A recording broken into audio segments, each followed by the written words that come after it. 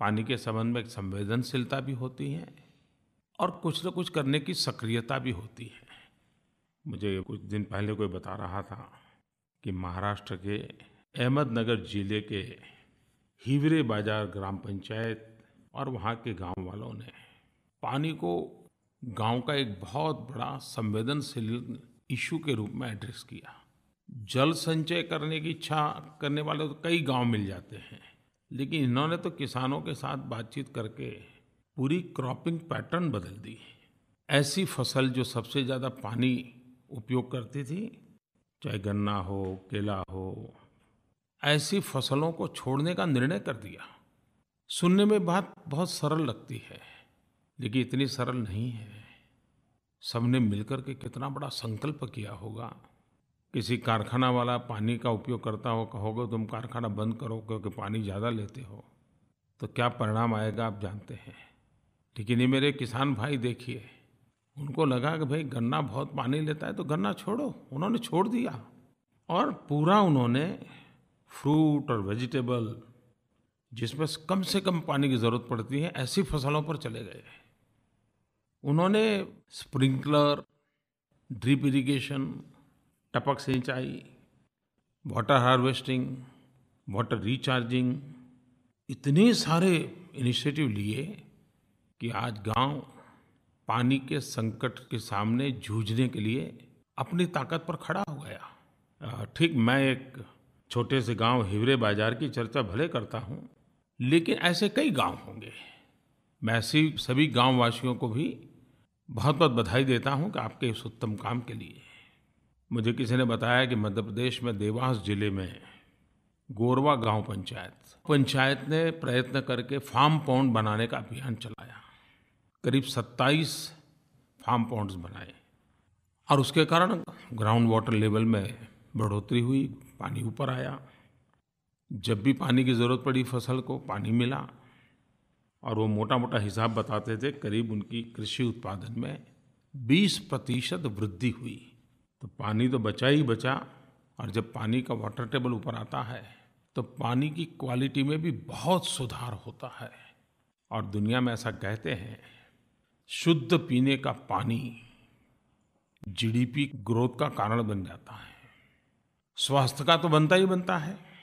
कभी कभार तो लगता है कि जब भारत सरकार रेलवे से पानी लातूर पहुंचाती है तो दुनिया के लिए वो एक खबर बन जाती है। ये बात सही है कि जिस तेज़ी से रेलवे ने काम किया वो बधाई का पात्र तो है, लेकिन वो गांव वाले भी उतने ही बधाई के पात्र हैं।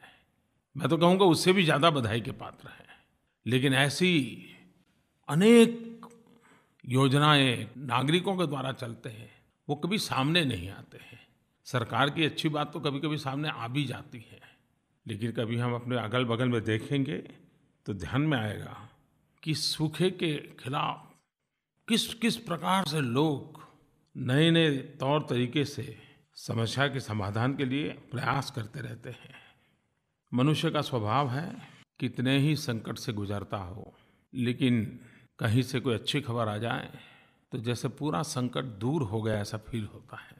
जब से ये जानकारी सार्वजनिक हुई कि इस बार वर्षा 106% से 110% तक होने की संभावना है, जैसे मानो एक बहुत बड़ा शांति का संदेश आ गया हो। अभी तो वर्षा आने में समय है, लेकिन अच्छी वर्षा की खबर भी एक नई चेतना ले आई। लेकिन मेरे प्यारे देशवासियों, अच्छी वर्षा होगी ये समाचार जितना आनंद देता है, उतना ही हम सब के लिए एक अवसर भी देता है, चुनौती भी देता है। क्या हम गांव-गांव पानी बचाने के लिए एक अभी से अभियान चला सकते हैं? किसानों को मिट्टी की ज़रूरत पड़ती है, खेत में वो फसल के नाते काम आती है। क्यों न हम इस बार गांव के तालाबों से मिट्टी उठा उठा करके खेतों में ले जाएं, तो खेत की ज़मीन भी ठीक होगी, तो उसकी जल संचय की ताकत भी बढ़ जाएगी। कभी सीमेंट के बोरे में, कभी फर्टिलाइज़र के खाली बोरे में पत्थर और मिट्टी भर के जहाँ से पानी जाने के रास्ते हैं, उस पानी को रोका जा सकता है क्या?